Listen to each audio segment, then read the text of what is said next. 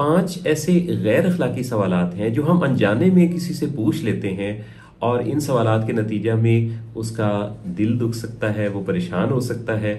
इनमें से पहला सवाल वो है जो हम किसी ऐसी लड़की से पूछ लेते हैं जिसकी कहीं शादी नहीं हुई होती, कि कहीं बात चल रही है, शादी नहीं हुई अभी तक।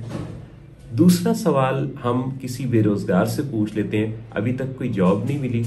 जब हम ये सवालात पूछते हैं तो इन दोनों तरह के केसेस में एक रिजेक्शन की फील आती है। उन्हें लगता है कि उन्हें सोसाइटी रिजेक्ट कर रही है, तभी तो इनके दोनों तरह के जो स्टेटस हैं वो तब्दील नहीं हुए।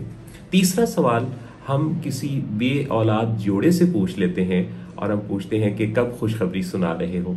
चूंकि औलाद तो अल्लाह की देन है, इसमें किसी इंसान का तो कोई ऐसा रोल होता नहीं, और जाहिर है कि हर शख्स ही अपनी औलाद का ख्वाहिशमंद भी होता है, लिहाजा ये सवाल पूछना बनता नहीं है। इससे भी दूसरों को शेम फील हो सकती है और एक अजीब सा उनके अंदर एक कैफियत पैदा होती है।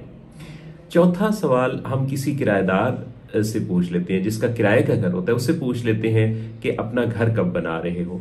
ये भी उसके लिए काफ़ी तकलीफ दे होता है, क्योंकि जाहिर है वो तो चाह ही रहा होता है ना कि उसका अपना घर हो, लेकिन अगर उससे ये पूछ लिया जाए तो उसे लगने लगता है कि जैसे ये कोई शर्म का मकाम है कि उसके पास अपना घर नहीं है।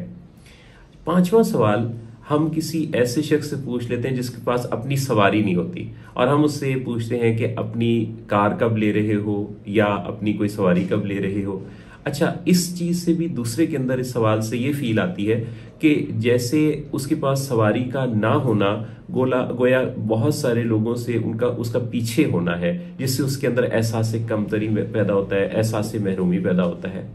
चुनाचे हम जब भी किसी से सवाल करें तो हम थोड़ा सा गौर कर लिया करें इस बात पर कि हमारे पूछे जाने वाले सवाल का नतीजा दूसरे के एहसासात पर क्या निकल सकता है, क्योंकि हमारे सवालात ही हैं जो कि दूसरे के अंदर कोई अच्छी फील डाल सकते हैं।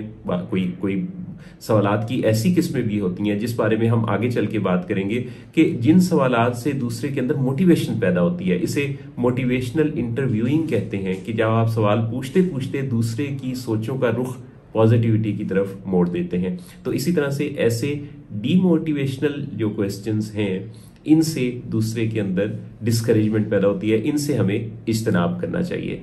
मेरी दिली दुआ है अल्लाह रब्बुल इज़्ज़त आप सबको हमेशा खुशहाल रखे और हमारे मुआशरे के हर फर्द को एक ज़बरदस्त बाइज़्ज़त बेहतरीन ज़िंदगी गुजारने का शरफ और तौफीक अता फरमाए। अल्लाह आप सबका हामी नासिर हो।